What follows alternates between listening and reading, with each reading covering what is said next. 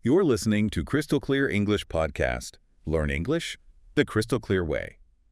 Welcome back, language learners, to another deep dive. And I'm absolutely thrilled to be your guide today as we unlock one of the most fundamental yet, well, often perplexing aspects of English communication. It's tenses. It's truly a pleasure to join you on this. Today, we're tackling something that's just so foundational, not just to speaking English, but, to genuinely understanding and expressing ourselves with confidence and precision. Exactly. Precision is key. Tenses are, they're really more than just grammar rules. They're like the engine of meaning in English, wouldn't you say? Oh, absolutely. The engine. I like that because, when you're first learning English, tenses can certainly feel like a complex linguistic puzzle. Really complex. You encounter all these different forms of verbs, seemingly endless rules for how they change, and yeah, it can feel a bit daunting. It can. But our mission in this deep dive today is to make them not just clear, but, well, intuitive for you.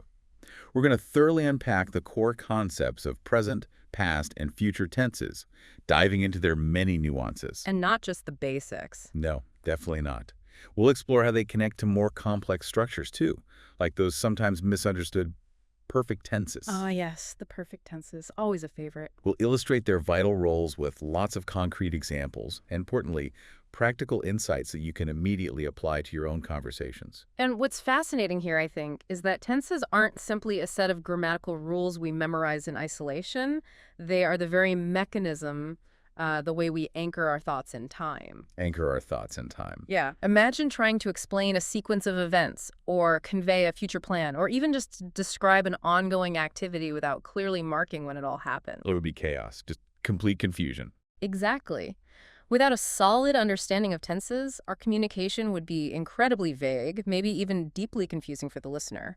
They are what allow us to convey precisely when an action happened or is happening or, will happen. Which is absolutely crucial for clear, unambiguous communication. In any language, really. So our journey today will meticulously break down each major tense category. We'll explore its subtleties, common pitfalls. Ooh, definitely need to cover the pitfalls. We do, and provide you with actionable tips to help you master them, moving beyond just memorization to real comprehension. Okay, let's unpack this foundational concept then.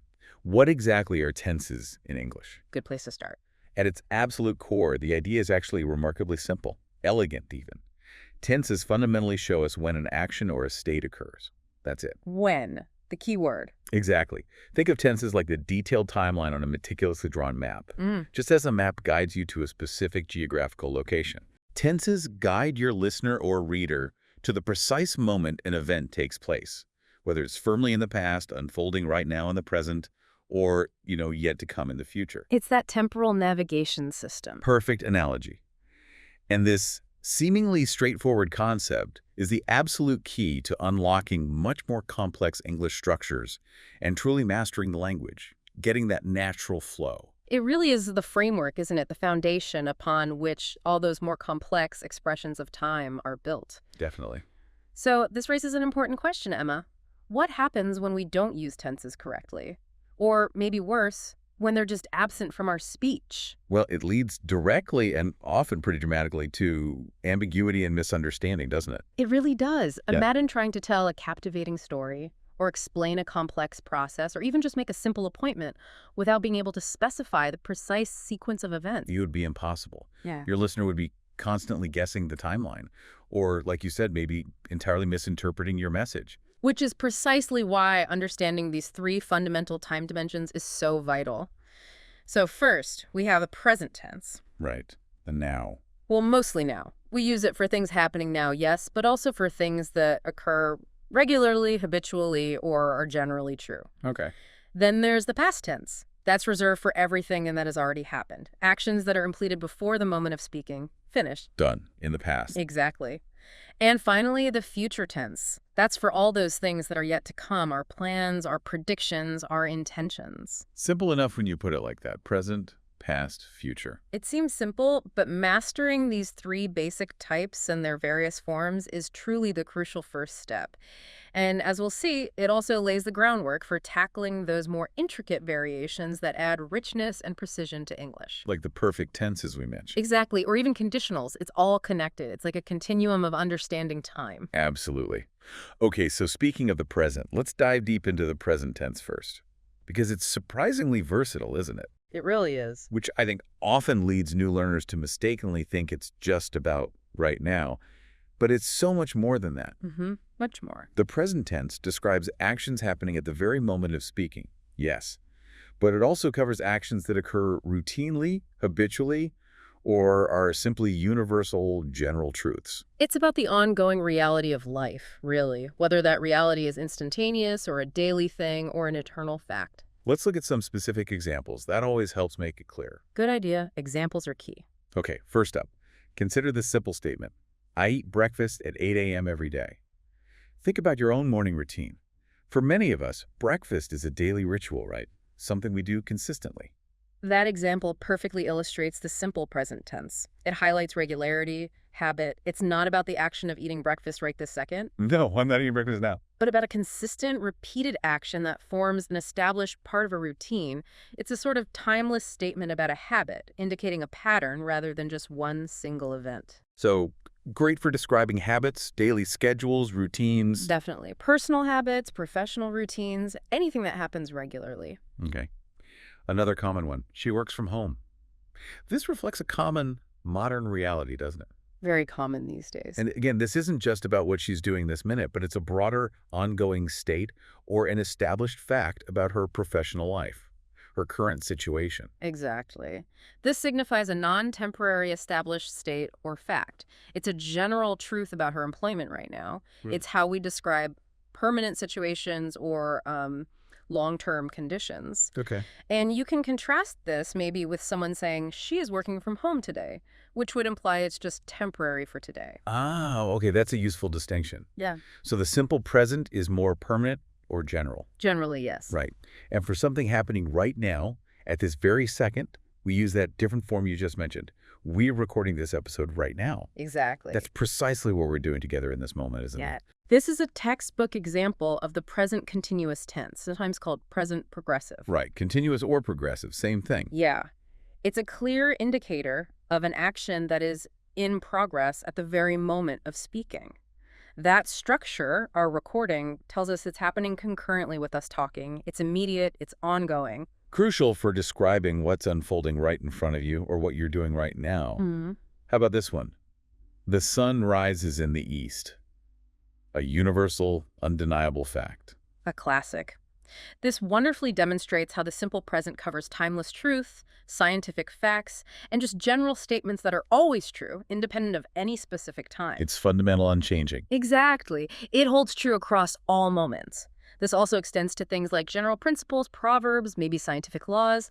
Water boils at 100 degrees Celsius. Same idea. Got it. Okay, next example. They play football every weekend. What's a hobby you do regularly? Maybe you play an instrument or go for a run. Right, something recurring. Yeah, this describes a recurring activity. And that powerfully reinforces the concept of recurring activities. The phrase, every weekend, explicitly signals a habit or a routine, an action repeated consistently over time. Simple present excels at capturing these patterns. It paints a picture of how things usually are. How things usually are. I like that. Okay, now this one sometimes trips people up. I am reading a great book. Ah, yes. Maybe something you're doing this week, picking it up whenever you have a moment, perhaps on your commute or before bed. It's not necessarily happening at this precise second. Right, you might not have the book in your hand right now. Exactly. But it's an activity that is currently underway, ongoing over a period. That's a great way to put it. It signifies an action that is ongoing over a period, not necessarily confined to the immediate moment of speaking, but still very much in progress. It implies you've started it and haven't finished yet. Or maybe it's just a temporary activity you're engaged in around now. Yes, like I am studying for my exams this month. The studying is ongoing. It's happening around now, even if not at this very second. Okay, that clarifies it. And finally, for the present tense examples, he is watching a movie at the moment. Picture someone on the couch right now, absorbed in a film. Another strong example of a precise, temporary action happening concurrently with the speaker's statement. The phrase, at the moment, makes that immediacy very clear. Really pins it down to now. It emphasizes that this is a current transient activity, and it contrasts nicely with he watches movies, which would imply it's a general habit using the simple present. Right, the difference between is watching now and watches generally. Exactly. So while these examples show the impressive versatility of the present tense, it's incredibly helpful for learners, especially beginners, maybe even intermediate learners, to clearly differentiate the two core types, simple present and present continuous. Let's break that down a bit more then. Simple present first. Okay? The simple present is your go-to for habits, routines, facts, and general truths. For instance, he drinks tea every morning. Daily ritual. We all have those, right?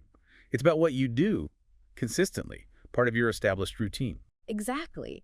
It emphasizes the unchanging or habitual nature of the action. Another classic is, water boils at 100 degrees C. Something we can always count on. A scientific fact. Precisely.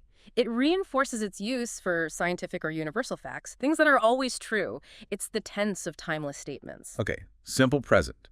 Habits, routines, facts. Got it. Then we transition to the present continuous. This is used for actions happening at the exact moment of speaking, or for temporary actions that are in progress around the present time.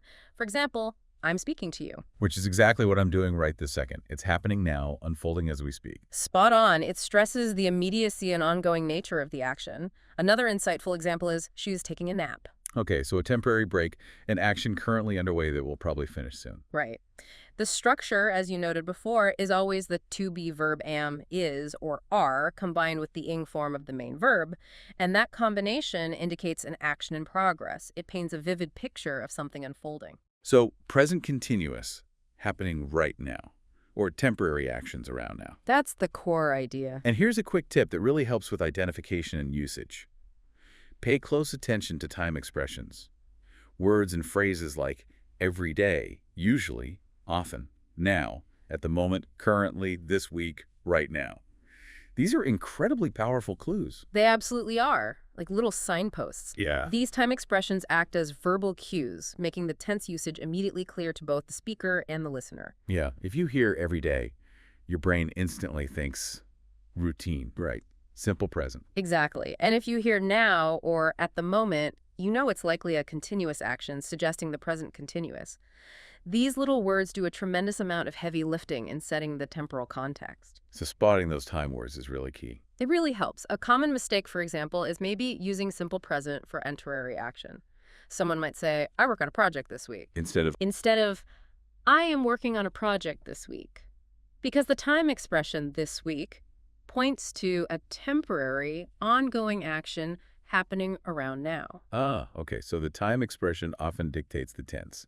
That's a great takeaway. Definitely something to watch out for. And before we move on to the past, just a quick reminder, make sure you're following us and subscribe to Crystal Clear English Podcast for more amazing stuff like this deep dive. Hit that subscribe button so you don't miss out on any future episodes where we break down how English truly works. Please do. All right, now that we've firmly established ourselves in the present, let's take a comprehensive trip back in time and talk about the past tense. Okay, stepping into the time machine. Exactly. Its core function is refreshingly straightforward, actually. It describes actions that were completed at some point before the present moment. They're done, finished, over. No longer ongoing, that's the key. Right. But, just like the present, the past tense has its own distinct forms to convey different shades of meaning. Was it a single completed event? Or was something ongoing at a specific past time? Yeah, there are nuances there too. Let's look at some examples again to illuminate these differences. First, the most common. I walked to school yesterday. Simple completed action. Easy. That's a classic example of the simple past tense. The clear time marker yesterday combined with the simple past verb walked, usually ending in ed for regular verbs. Usually, yes. Important point about irregular verbs later, maybe. Good point. It signals a definite event in the past that has a distinct endpoint. It emphasizes that the action began and finished in the past. Concise and definitive. Okay. Then they watched a movie last night. Another recent finished event. The watching part is done. Concluded. This just reinforces that idea of an action with a distinct endpoint in the past. Last night places it, watched, tells us it was completed. The simple past is perfect for narrating events in chronological order, like telling a story. Right. First this happened, then that happened. All simple past. Usually, yes. Okay, here's one that adds a layer of complexity, but it's super useful, especially for storytelling. She was cooking when I arrived. Ah, the plot thickens. Exactly. So she was in the middle of one action cooking when another, shorter action arriving interrupted it. This beautifully illustrates the interplay between the past continuous and simple past. Oh, Was cooking describes an ongoing past action, a continuous state of affairs that was then interrupted by another completed past action. I arrived. It sets the scene in the past, doesn't it? It creates a backdrop. It really does. The past continuous, structured as was-ing, allows us to paint that picture of an activity in progress at a specific moment in the past. Okay, that makes sense. Moving on. He studied French in college. This isn't a single point in time, but a past activity that spanned a period, maybe years. Right. This example explains actions completed over a duration in the past, or even a past habit that's now finished. The learning happened, it finished, and it occurred during his college years. The simple past here signifies that the entire period of studying is now concluded. So simple past can cover a duration as long as it's finished. Yes, exactly. A common pitfall here, actually, is using the present perfect when the action is clearly finished at a specific past time or period, like in college. We'd say, he studied French in college, not he has studied French in college, because the in college part places it firmly and finishedly in the past. Ah, good point. We'll come back to the present perfect later, I'm sure. We will. Okay, and finally, for the basic past tenses, we traveled to Italy last year. A memory from the past. It's a specific trip. This is a specific completed event with a clear time indicator, last year. It tells us exactly when that journey took place and that it is now concluded. Simple past, great for recounting past experiences with defined time frames. Got it. So again, for learners, let's clearly distinguish the two main types of past tense we've just seen. Okay, first, the simple past. As we said, for completed actions at a specific or implied time in the past. For example, he called me. A quick finished interaction, short and sweet. The focus is on the action being completed. Precisely. It emphasizes the finality. Doesn't matter when exactly, unless specified, but it's done. Or, I visited my grandmother. A completed visit, done and over. Exactly. The focus is on the action being done and over. Then we have the past continuous. As we saw, this is used for actions that were ongoing at a specific point in the past, often used to set a scene or describe an activity that was interrupted. Right, like the cooking example. Yes. A classic example is, I was studying when the power went out. Oh, you were right in the middle of something. Yeah. An unexpected interruption. Happens all the time. Very practical tense. It is. The wasser plus ing structure indicates the studying was a continuous action in progress, and the simple past, went out, signifies the interruption. It paints that picture of two events, one providing background for the other. Makes sense. Another insightful example. They were dancing all night. Sounds like a great party. A prolonged past activity that continued for a duration. It clearly shows an action that continued for a significant duration in the past. It describes the atmosphere or an ongoing state, maybe without a clear interruption this time. The past continuous lets us describe the duration or setting of past events, not just their completion. So, simple past for completed points or periods. Past continuous for ongoing actions at a past time, often interrupted or setting a scene. That's a great summary. And here's another crucial tip for recognizing past tense and choosing the right form. Look for those powerful time indicators again. Words and phrases like yesterday, last week, in 2010, a moment ago when I was a child, for 2 hours yesterday, or at 7 p.m. last night, are dead giveaways. They absolutely are your best friends for the past tense. These markers serve as clear signals the action took place previously. They ground the action firmly in the past. Helping the listener instantly understand the time frame. Exactly. And they often guide you to whether you need simple past for a specific completed event or period, or past continuous for an ongoing action at a specific past time. Can you give an example of that distinction? Sure. Compare, I played football last Saturday. That's simple past. The whole activity is completed within last Saturday. Versus, I was playing football at 3 p.m. yesterday. Ah, so at that specific point in time, 3 p.m., the action was in progress. Precisely. The time phrase helps you choose the right tense for the meaning you want. Brilliant. Okay, let's fast forward. We've talked about the present. We've journeyed extensively into the past. Now it's time to anticipate the future. To the future. The future tense is all about what's coming up next. what's yet to unfold. Its primary uses involve making plans, promises, offers, or predictions. It's how we express intent, likelihood, certainty about tomorrow and beyond. And importantly, English offers several ways to express the future, doesn't it? Each with Yeah. a slightly different nuance. Exactly. It's not just one way. Understanding these distinctions adds incredible precision to your communication. Let's explore some key examples to see how it works. Let's do it. First, a clear commitment. I will call you tomorrow. That sounds like a definite promise, Yeah. right? It does. That's a classic example of using will for a promise or a definite intention. Often, it's for a decision made right at the moment of speaking, a spontaneous offer, or a straightforward commitment. Like if the phone rings and you say, I'll get it. Perfect example. A spontaneous decision using will. It can convey certainty or just that fresh decision. Okay. Then, she's going to travel next week. This feels different. Sounds like a prearranged plan. It usually does. This highlights the use of going to for prearranged plans or intentions that were formed earlier, before the moment of speaking. So not spontaneous like will. Generally not, no. It suggests a higher degree of certainty or a prior decision compared to a spontaneous will. It often implies there's already some evidence or a prior decision supporting the future action. Like seeing dark clouds and saying, it's going to rain. There's evidence. Exactly. That's a prediction based on present evidence using going to. Okay. Here's a slightly different one that describes an ongoing situation in the future. We will be waiting for you. Ah, the future continuous. Right. This isn't just about a single action, but an ongoing future state. You can picture them patiently waiting at a specific time or place in the future. Mm-hmm. This tense describes an action that will be in progress at a specific point in the future. It's not just a single point, but a duration. They won't just start waiting. They will be in the process of waiting when you arrive, perhaps. Okay. Useful for setting a future scene. Yes, or talking about actions that will overlap with other future events. Like, this time tomorrow, I will be flying to London. You'll be in the middle of the flight at that specific future time. Got it. How about he will buy a new car? Okay, this one will again. It can be a prediction about something likely to happen.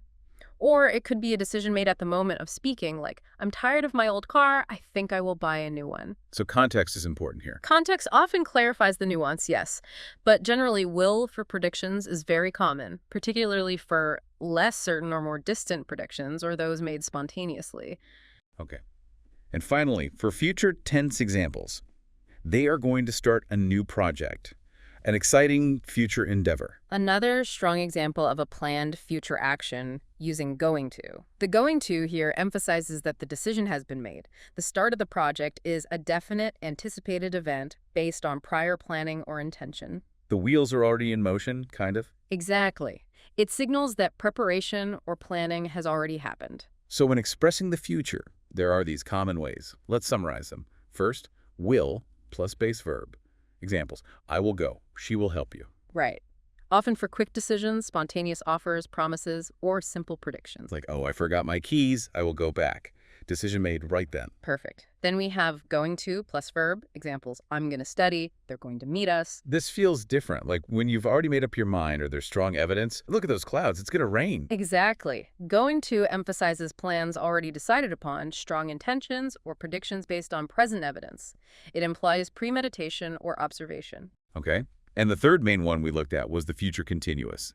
Examples: I will be working all day tomorrow. We will be flying to New York this time next week. Right. This allows us to describe an activity that will be in progress at a specific time in the future. Imagine an action happening at a point in the future. Like tomorrow at 3 p.m., I will be working. Not starting, not finished, but doing it then. That's the ideal way to visualize it.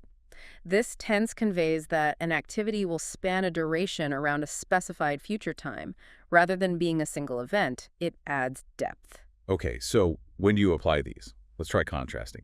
If you're making prediction based on an immediate thought, maybe a gut feeling. You'd likely use will. I think it will rain later. Just a guess, really. But if you've checked the weather forecast, seen the radar, the dark clouds, Then you probably say, oh, it's going to rain this afternoon. That's a prediction based on present evidence. More certain. okay, and plans. If you've decided with friends what to do tonight, It's definitely going to. We're going to watch a movie tonight. It's a decided plan, a firm intention. Maybe you even have the tickets. so that distinction between will and going to is often about spontaneity versus pre-planning or evidence. In many scenarios, yes, it allows for great precision. But Emma, we should also mention, Oh, well, we often use the present continuous for very definite future plans too, especially when arrangements have been made. right, like, I am meeting John for coffee tomorrow at 10. Exactly. That sounds very fixed, very arranged. The present continuous works perfectly there for future plans. And even the simple present for timetables. Yes. The train leaves at 7 p.m. Or the conference starts on Monday.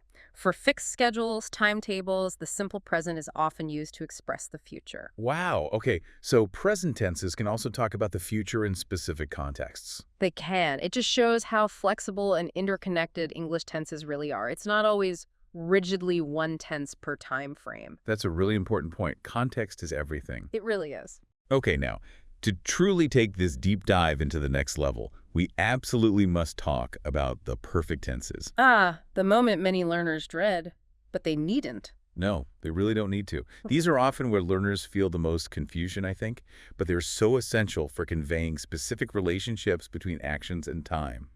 They act like bridges, connecting one point in time to another. That's an excellent way to put it, bridges.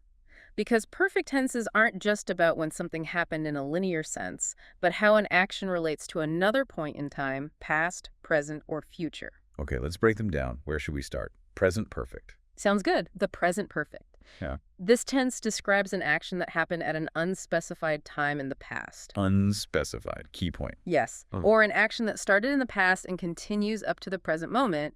Its structure is has or have plus the past participle. Okay, have or has plus the third form of the verb, basically. Really? Like eaten, seen, gone, finished. So it's a link between the past and the present. It describes an experience, maybe, or a change over time, or a repeated action up to now. All of those, yes. A great example is, I have lived in London for 5 years. Okay, so what does that mean exactly? It means you started living in London 5 years ago, and you still live there now. The action continues into the present. Compare that to the simple past. I lived in London for 5 years. Exactly. That would mean you lived there in the past, but you don't live there anymore. The action is completely finished. The present perfect connects the past action directly to the present situation. That's a really clear difference. Okay, another example. How about, she has visited Paris 3 times. Okay, so this implies an accumulated experience, something that happened in the past, maybe last year, maybe 10 years ago, we don't know when. Exactly. The when is not important or specified. But the result, or the experience of having visited Paris 3 times is relevant now. Precisely. It's about the fact that she possesses this experience up to the present moment. The focus is on the completed action and its relevance now, not the specific past time. Okay, or maybe, I have lost my keys. Yes, a very common, very practical use. This means the act of losing happened in the past, maybe 5 minutes ago, maybe yesterday, but the crucial point is the keys are still lost now. There's a direct present consequence. Right, the consequence is I can't get into my house now. Exactly. Past action, present result. That's often the present perfect. Okay, I think I'm getting the hang of the present perfect. What about the present perfect continuous? This one always sounds like a bit of a mouthful. Has been doing something. It does sound long, but it's incredibly useful. This tense hashev been plus hashing verb describes an action that started in the past, has continued up to the present moment, and is still ongoing. Still happening. Yes, often still happening, or has only just recently stopped, perhaps with visible results in the present. For example, I have been studying English for 3 hours. Okay, so you started 3 hours ago. Maybe you're still studying now, or perhaps you just stopped and you're feeling tired because of it. Yes, precisely. It emphasizes the duration of the activity and its continuity right up to the present. It stresses the ongoing process. Okay. Another example. How about, it has been raining all morning. You look outside, the ground is wet, maybe it's even still drizzling. Right. The action started in the past, this morning, continued, and its effect, wet ground, or the action itself is apparent now. Exactly. This form really highlights the process of an action that bridges past and present, emphasizing the duration and continuity. Present perfect for completed actions relevant now. Present perfect continuous for ongoing actions up to now, emphasizing duration. Got it. You've nailed it. Okay, now let's go even further back into the past with the past perfect. This tense uses had plus past participle. What's this one all about? This is all about sequencing 2 actions in the past. It's crucial for showing that one action happened before another action when both actions are already in the past. Before another past action. Okay. This is where it gets really useful for storytelling and explaining complex sequences. Imagine, I had eaten dinner before he arrived. Okay, so two past actions. Eating dinner and him arriving. The past perfect had eaten tells us That the act of eating dinner happened first, it was completed, and then he arrived, which would be in simple past. The past perfect clarifies the sequence. First dinner, then arrival. So it's like a past in the past. You use it to establish an earlier timeline when you're already talking about a past event. Exactly. Think about this one. By the time I got to the station, the train had already left. So getting to the station is past. Simple past, God. But the train leaving happened even before that past moment. Precisely. The train left before you arrived at the station. Without the past perfect saying, when I got to the station, the train left, it might be ambiguous. Did it leave the moment you arrived? Or before? The past perfect had left makes it crystal clear it was already gone. Crucial for clarity in narratives then, especially when events aren't told in simple A, then B, then C order. Absolutely essential for that kind of complex narration. Okay, past perfect. An action before another past action. Makes sense. Now, what about the future equivalents? The future perfect and future perfect continuous.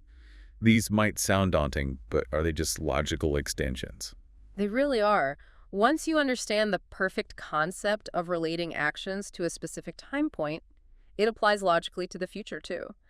The future perfect structure will have plus past participle, describes an action that will be completed by or before a certain time in the future. Completed in the future. Okay, example. By next year, I will have finished my degree. Okay, so next year is the future point in time. Yeah. And the action of finishing the degree will be completed before or at that point. Exactly. It's about looking ahead to a future point and saying an action will be complete by then. Okay, and the future perfect continuous.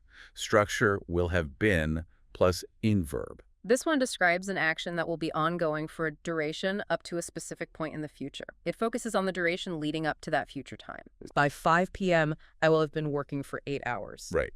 So the action working started much earlier. It will continue through the day. And by that specific future point, 5 p.m., the duration of the action will have reached 8 hours. Precisely. It's a fantastic way to convey how long something will have been in progress at a specific future point. It emphasizes the duration leading up to that future moment. Wow. So these perfect tenses, though maybe more complex at first glance, they unlock incredible precision in English, don't they? They really do. They allow you to describe not just when an action happens, but its intricate relationship to other actions or moments in time, past, present, or future. Mastering them truly elevates your communication from basic to nuanced. So they're worth the effort to learn. Definitely. Though a word of caution, a common pitfall is sometimes overusing them. You don't need a perfect tense for every single connection.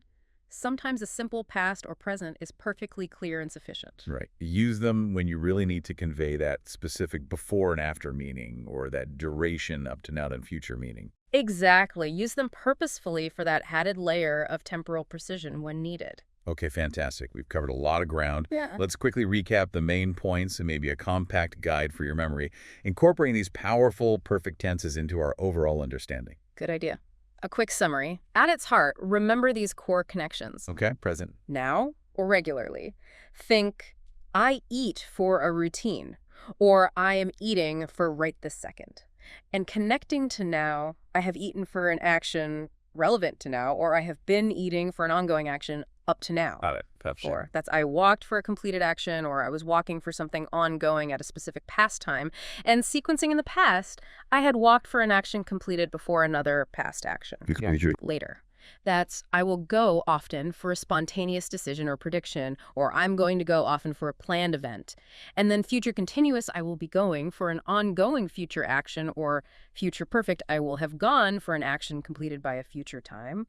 Or even future perfect continuous, I will have been going for duration up to a future time. Wow. Okay, laid out like that, despite the varied forms, The simplicity of those core distinctions, present, past, future, and then the perfect idea of connection really shines through, doesn't it? It does. Once you grasp these fundamental time concepts, the different forms just become specific tools to express those times and their relationships more precisely. It's about choosing the right tool for the specific job you want the sentence to do. Exactly. And if we connect this to the bigger picture, you'll see this isn't just about abstract grammar for the sake of grammar. Mastering tenses is about clear, effective communication. It's about painting vivid pictures with your words. It really enables you to convey your exact meaning. Avoid those misunderstandings we talked about. And engage more naturally and confidently in conversations. It provides the essential framework for all your stories, explanations, and plans. It allows you to sequence events and show cause and effect with real clarity. So what's your strongest recommendation for practical application? How can listeners really get this? Practice using these in your daily speech. Seriously. Don't wait for a perfect moment or a formal exercise in a textbook. Just try it out. Yes, talk to yourself maybe. Describe your day's activities using various tenses as you do them, or reflect on them. Make plans out loud. Yeah, like, okay, yesterday I went to the shop. Right now I am making coffee. Later, I will call my friend. I have already finished breakfast.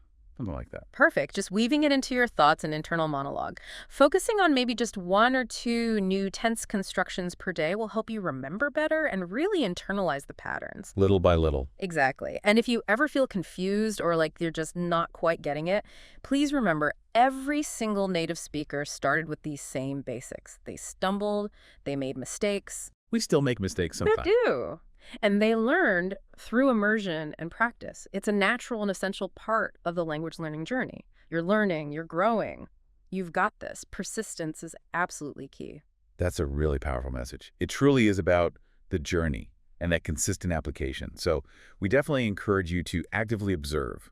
Challenge yourself to notice how native speakers use different tenses. In movies, in songs, in podcasts like this one, or just in daily interactions you hear or participate in. When you watch a TV show, actively try to identify, are they talking about something that happened, is happening now, will happen?